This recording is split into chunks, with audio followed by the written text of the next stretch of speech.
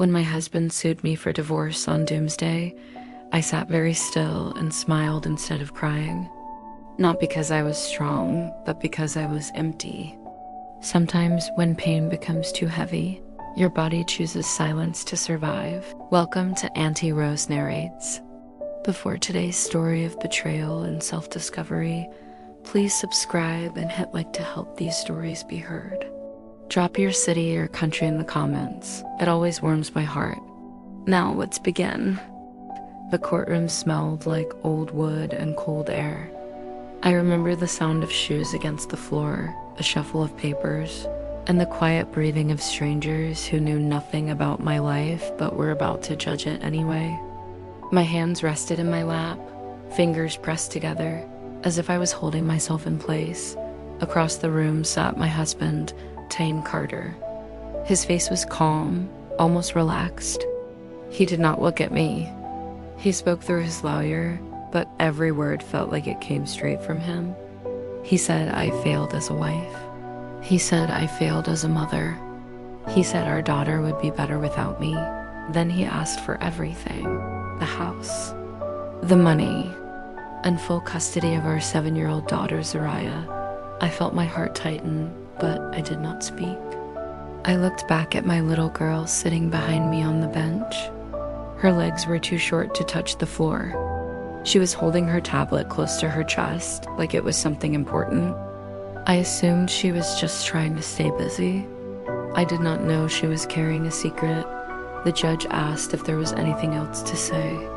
The room went quiet. That deep, uncomfortable silence where even breathing feels loud. Then I heard a small voice rise gently into the air. "Your Honor," my daughter said. Everyone turned. "Can I show you something my mommy doesn't know?" My heart stopped.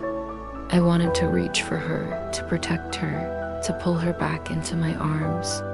But she stood up on her own, brave, small, steady. The judge leaned forward and nodded. Zariah walked to the front. She lifted her tablet with both hands and pressed the play button. At first, there was only an image. Our living room, our couch, our home. Then my husband's voice filled the courtroom, sharp, tired, angry, a voice I knew well, but one he never let the world hear. The room froze. I closed my eyes as the truth played out loud, because in that moment, I understood something painful and clear. Children see everything.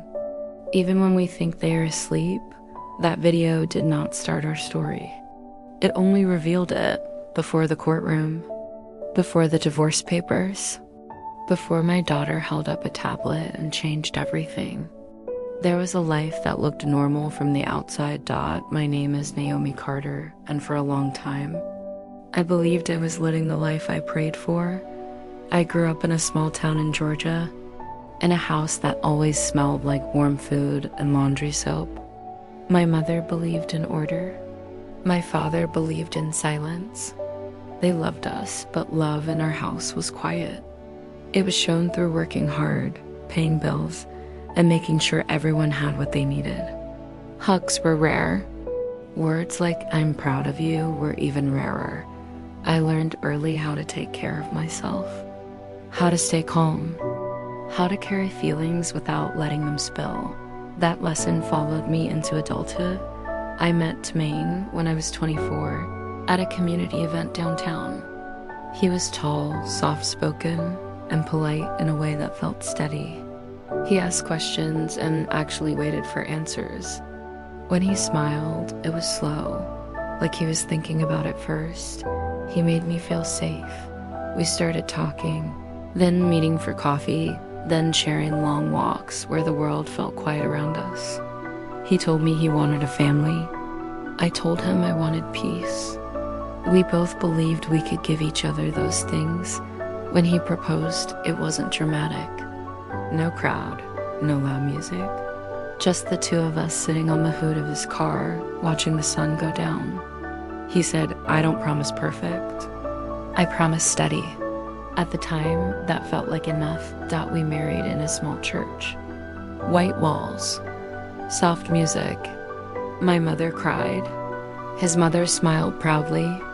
Everyone said we were a good match. Calm woman, calm man, a peaceful future.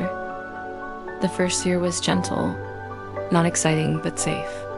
We cooked dinner together, watched shows in silence, paid bills on time.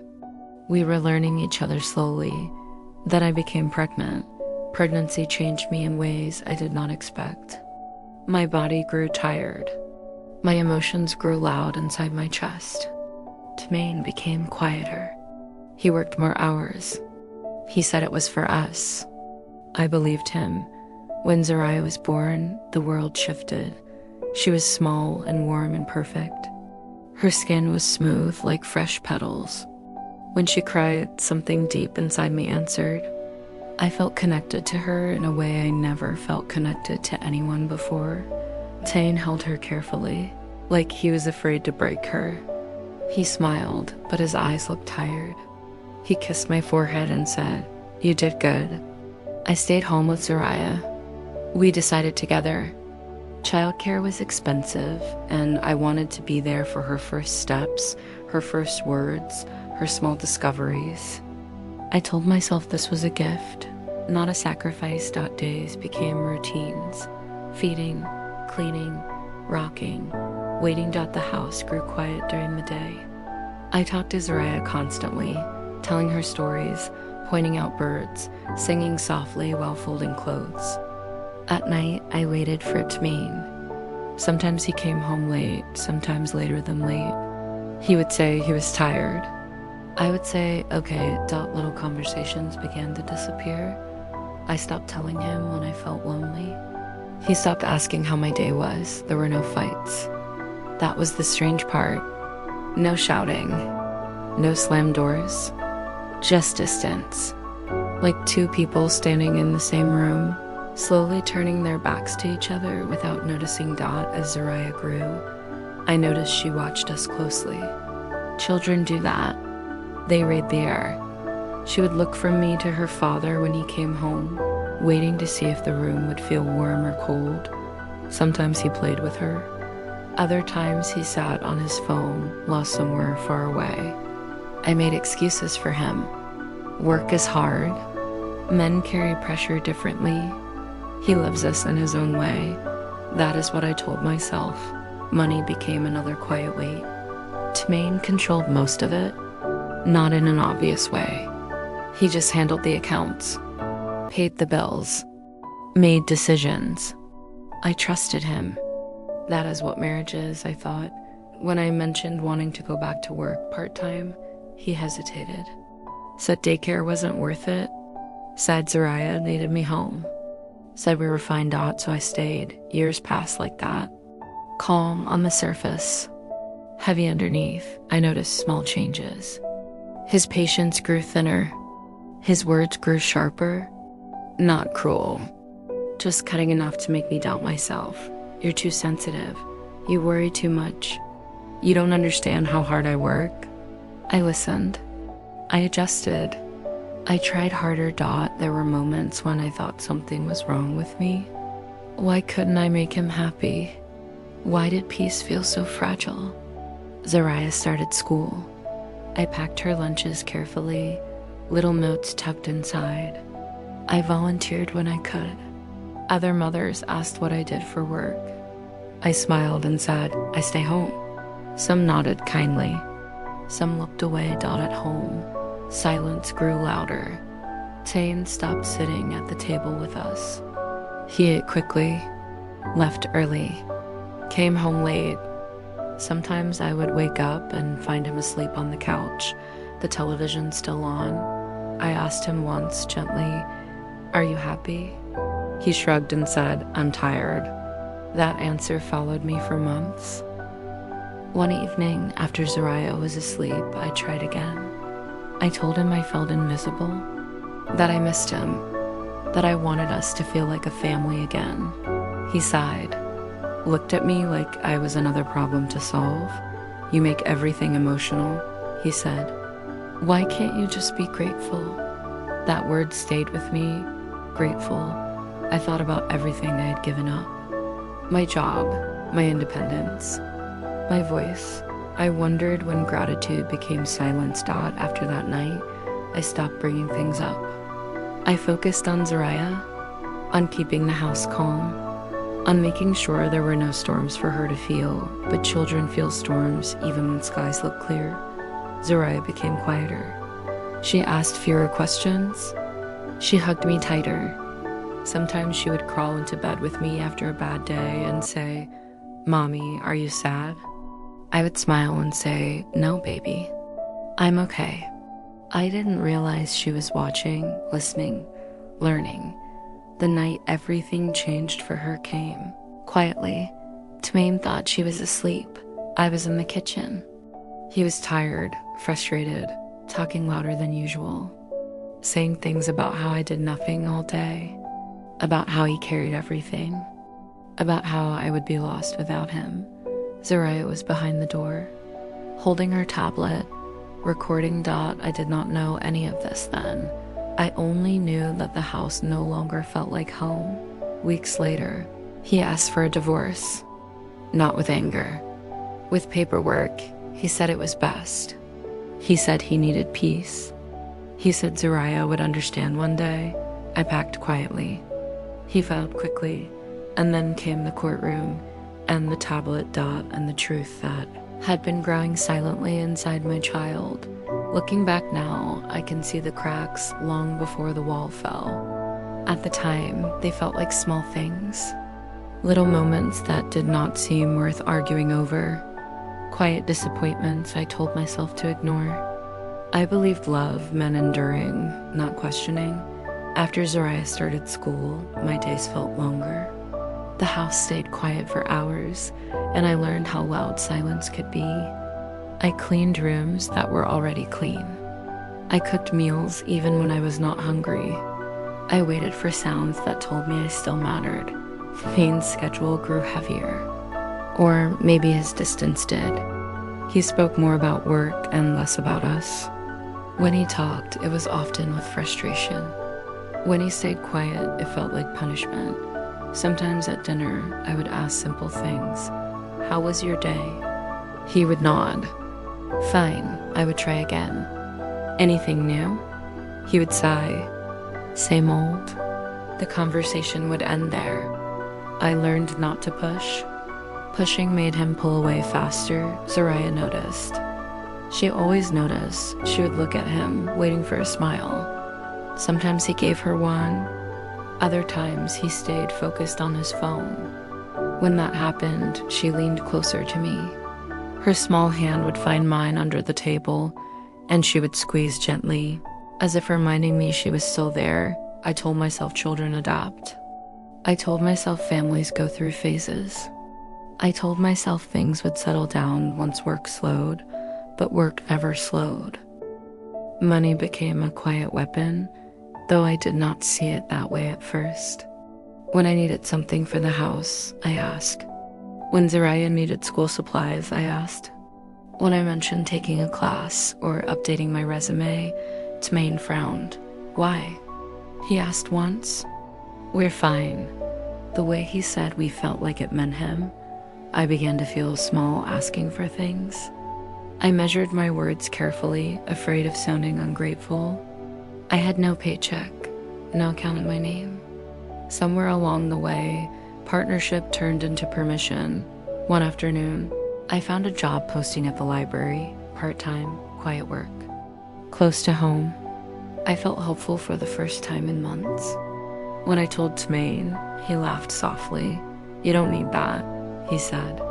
"Focus on the house. Focus on Zariah." Something in me tightened. "I already do," I said gently. He looked annoyed. "Exactly. Why complicate things?" That word again, complicate. I stopped talking after that. Not because I agreed, but because I was tired of feeling like a problem. Zariah began having trouble sleeping. She woke up in the middle of the night and came to my bed, her eyes wide and restless. "I don't like when Daddy's mad," she whispered once. I held her close. "Daddy's not mad, baby. He's just tired." I did not know if I was lying to her or to myself. The misunderstandings grew quietly. Bain believed I was lazy. I believed he was unhappy. Neither of us said these things out loud. Instead, we collected them inside, stacking them carefully until they became heavy. One evening, he came home late again. Zariah had waited up for him, sitting on the couch with her homework spread out. When he walked in, she jumped up. "Daddy, look," she said, holding up her paper. He barely glanced. "Not now. I'm exhausted." Her smile faded. She sat back down without a word. I watched that moment settle inside her dot later that night. I tried to speak up. "She missed you today," I said softly. He rubbed his face. "I can't be everything, Naomi." "I'm not asking you to be everything," I replied. "Just to be here." He turned away. "You don't understand pressure." That was the night something shifted in me. I realized he believed my life was easy, that staying home meant resting, that caring for our child meant nothing compared to what he carried. I stopped sharing my feelings after that. I focused on keeping peace. I smiled when he entered the room. I nodded when he spoke. I learned how to disappear without leaving. Zariah filled the space he left behind. She talked more to me, asked deeper questions. "Why don't you and Daddy laugh anymore? Did I do something wrong? Are we still a family?" I answered carefully, always gently, always protecting him, always protecting the idea of us. But children feel truth even when words hide it. The tension followed us everywhere. To school events, to birthday parties, to family dinners. We sat side by side, polite and distant. People called us quiet, called us solid. They did not know silence was holding us together. At night, I lay awake listening to Teen breathe. I wondered when love had turned into obligation. I wondered when I stopped being seen as a partner and started being seen as a burden. I began writing in a notebook. Not angry words, just honest ones. I wrote about loneliness, about fear, about wanting to feel useful again. I hid it in a drawer. I never meant for anyone to read it. One day, the notebook was gone. I asked him calmly if he had seen it. He said yes. He said it proved I was unhappy and unstable. He said it showed I was ungrateful. He said maybe Zariah would be better off with him. That was the first time custody became a threat. My chest tightened, but my voice stayed soft. "She needs both of us." He shook his head. "She needs stability." In his mouth, stability sounded like control. After that, his words grew sharper. He corrected me in front of Zariah. He questioned my decisions. He reminded me that everything we had came from his work. I started doubting myself, my memory, my worth. Zariah watched everything. She grew quieter, observant.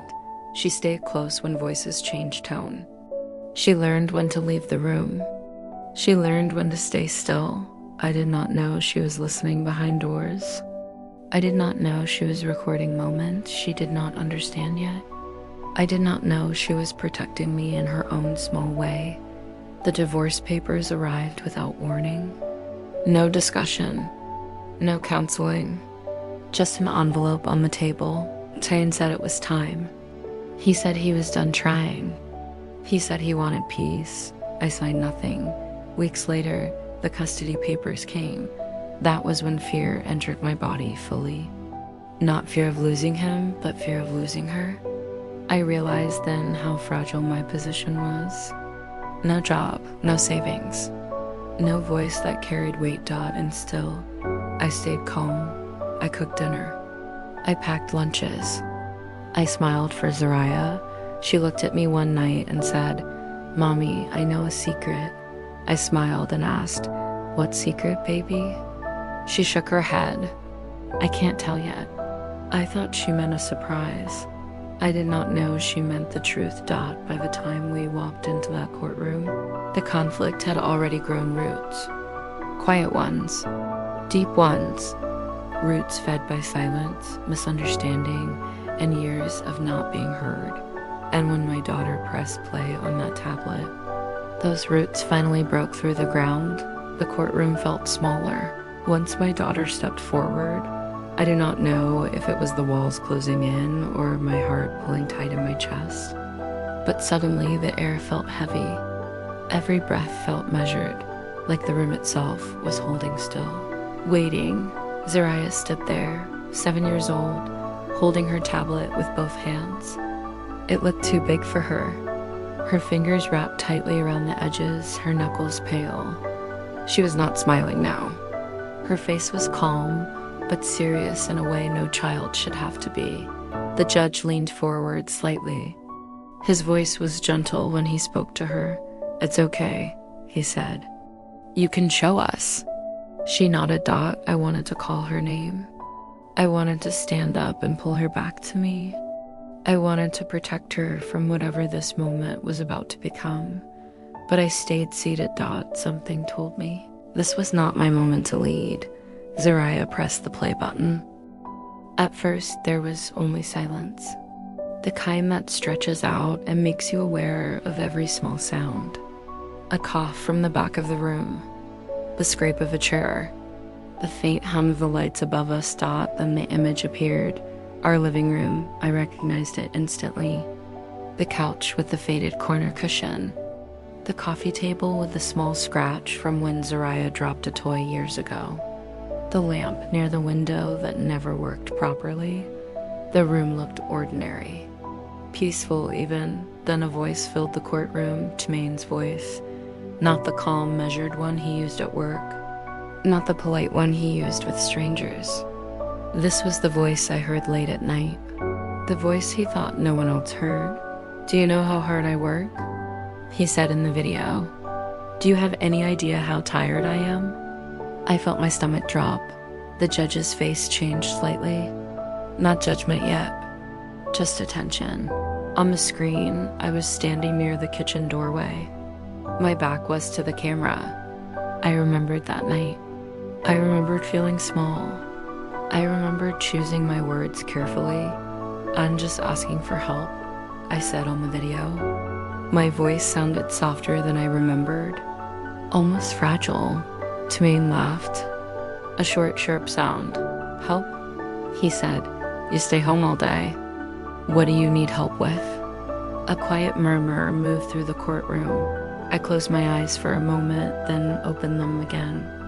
I forced myself to watch. This was my life. I have lived it. I could face it now. The video continued. "I take care of everything," he said. "The bills, the house, the future. You wouldn't last a month without me." My hands began to shake in my lap. In the corner of the screen, barely visible, was a small reflection in the mirror near the hallway. Zaria. Standing still, holding the tablet, watching. My throat tightened. In the courtroom, Zariah stood just a few feet away from me, but it felt like miles. I wanted to tell her I was sorry. Sorry she had heard these things. Sorry she had carried them alone. On the video, my voice spoke again. "That's not fair," I said. "I'm raising our daughter." Trmaine's reply came quickly.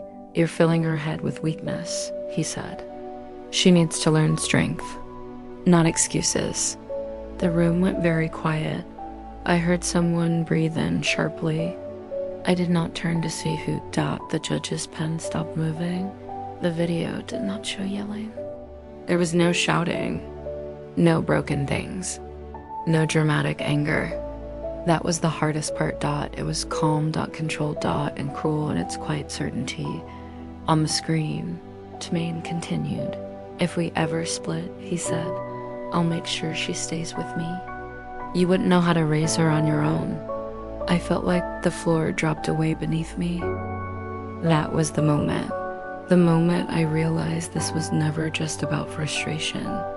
This was about power, about control, about rewriting reality until I believed I was nothing without him. In the courtroom, Trmaine shifted in his seat.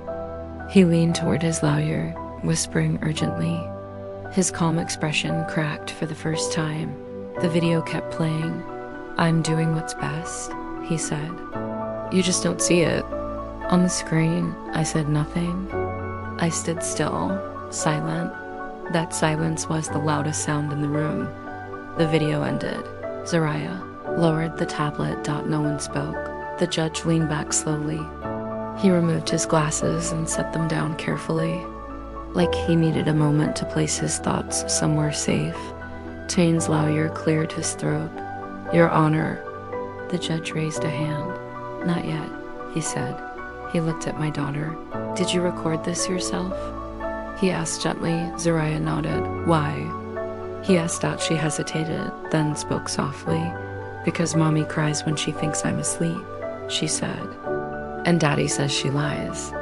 Something broke inside me then, not loudly. Not all at once, but completely.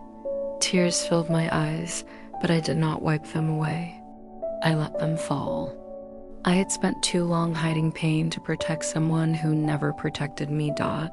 The judge nodded slowly. "Thank you for your honesty," he said to her. He turned to Maine. "Mr. Carter," he said, his voice calm but firm. "This recording raises serious concerns." Maine stood quickly. "That was a private moment," he said. "She had no right." The judge's voice cut through the room. "She is a child," he said. "And she recorded what she heard in her own home." Silence returned. The judge asked for a recess. As people stood and moved, I finally reached for Zariah. She ran to me, burying her face in my chest. Her body trembled slightly. I held her tightly, rocking her gently, whispering words I did not know I needed as much as she did. "You were brave," I said softly. "You were so brave." She pulled back and looked at me. "I just wanted them to know," she said. "I didn't want you to disappear." I kissed her forehead. "I'm still here," I whispered. "I'm not going anywhere." When court resumed, the room felt different.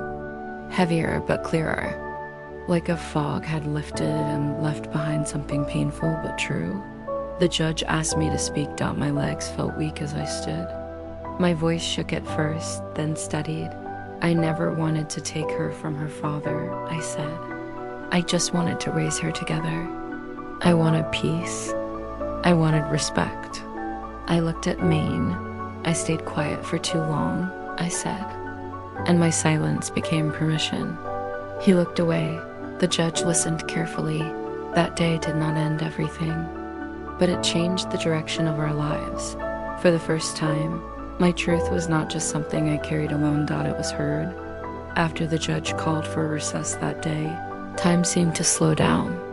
The hallway outside the courtroom felt too bright, too loud, too full of people who were walking past us like nothing important had just happened.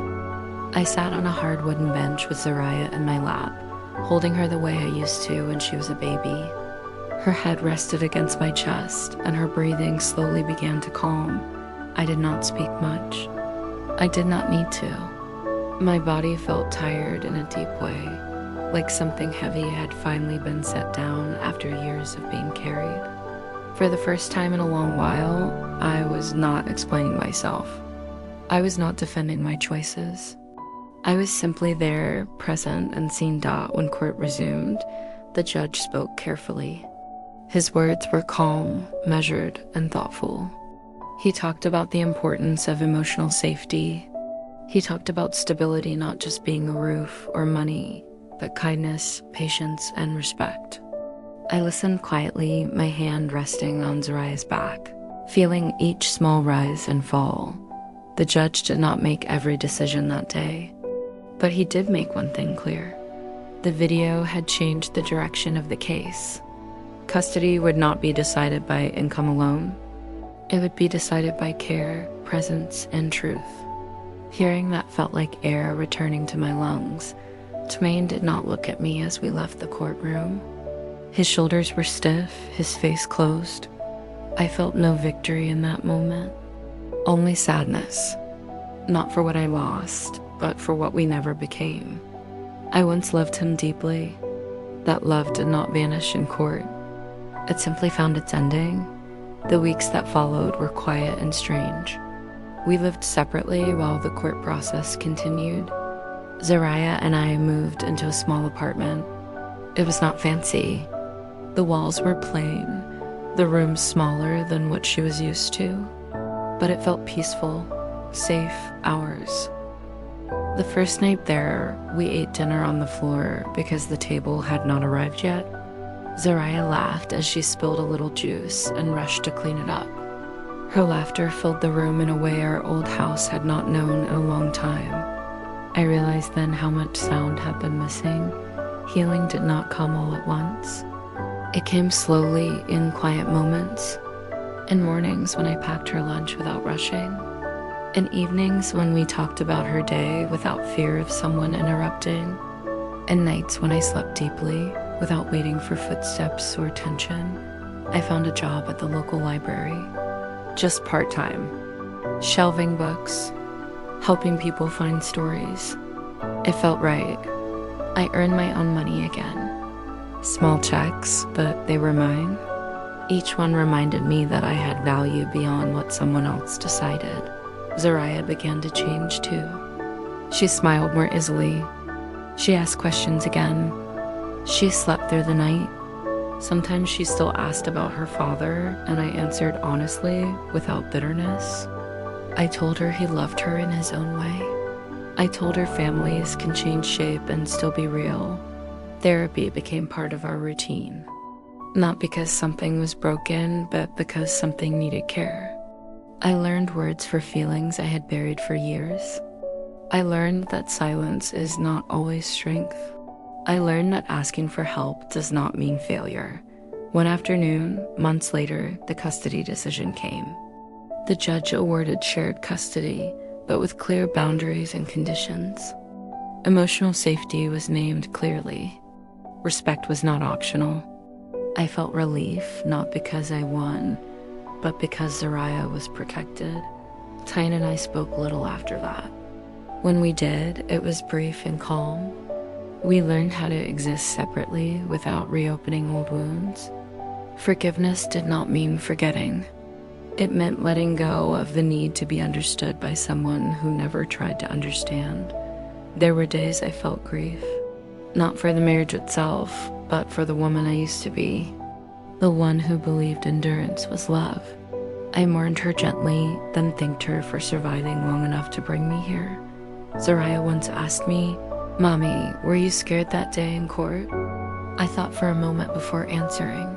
"Yes," I said. "But I was also proud." "Of me?" She asked. "Of both of us," I said. She smiled and leaned against me, and in that moment, I knew healing was not about erasing pain. It was about growing around it. Life did not become perfect. Bills still came. Days still felt heavy sometimes, but the fear was gone. The quiet fear of disappearing. In its place was something steadier, something honest. I learned to speak again, gently, clearly, without apology. And in that learning, I found myself again. In the quiet moments now, when the house is still and the day has finally let go of me, I often think about how close I came to disappearing without anyone noticing. Not in a dramatic way, not all at once, but slowly, piece by piece, through silence, patience, and the belief that love meant shrinking myself so others could feel larger. I did not know then that love was never supposed to ask for that. Our life today is simple. Mornings begin with soft light through the window and the sound of Zariah moving around her room, humming to herself as she gets dressed. We eat breakfast together at a small table, talking about dreams she had or books she wants to read. There is no rush to impress anyone, no careful measuring of words. Just space to be ourselves. I have learned that peace is not loud. It does not announce itself. It settles in quietly, like a gentle hand on your back, reminding you to breathe. For years, I thought peace meant keeping everyone else comfortable. Now I know it means telling the truth with kindness and standing by it. Zariah has grown in ways that still surprise me. She carries herself with a quiet confidence, the kind that comes from knowing she is heard. She speaks up when something feels wrong. She asks questions without fear. Watching her become this version of herself has been one of the greatest gifts of my life. It reminds me that children do not need perfect parents.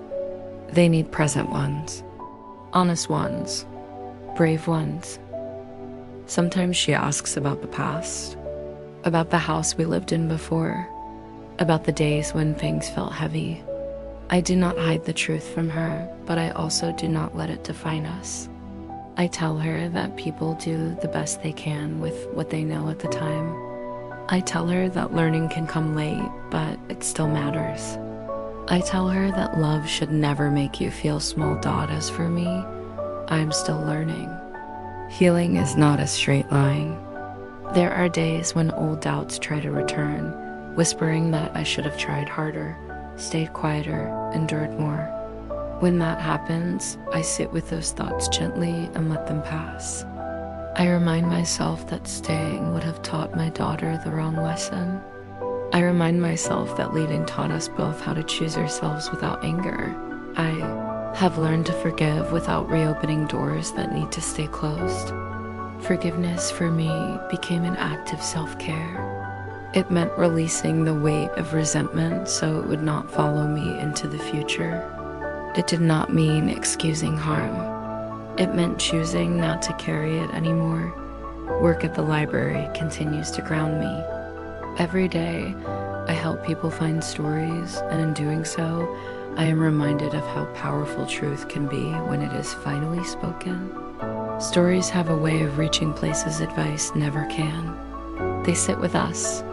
They stay. They change us slowly. There are evenings when rain taps softly against the windows, and Zariah curls up beside me on the couch with a book. The room fills with quiet comfort. In those moments, I feel a deep gratitude. Not because life turned out perfectly, but because it turned out honestly. I used to believe strength meant holding everything together alone. Now I know strength can also mean asking for help, setting boundaries, and trusting yourself when your voice trembles. Strength can be gentle. It can be quiet. It can look like a mother listening to her child and choosing a different path. If there is one lesson I carry forward, it is this: silence does not protect love. Truth does, even when it is uncomfortable, even when it changes everything. Especially then, I share this story not to place blame, but to offer a hand to anyone who feels unseen in their own life. If you are carrying weight quietly, believing your pain is not enough to matter, I want you to know it does. If you are staying silent for the sake of peace, I want you to ask yourself whose peace it truly is. Sometimes the smallest voice in the room carries the greatest truth. Sometimes courage comes in unexpected forms. For me, it came in the steady hands of a 7-year-old girl who loved her mother enough to speak when I could not.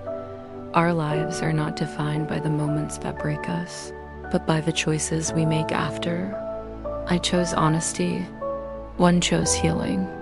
I chose to be present for myself and for my child, and every day, in small and meaningful ways, that choice continues to bring us home.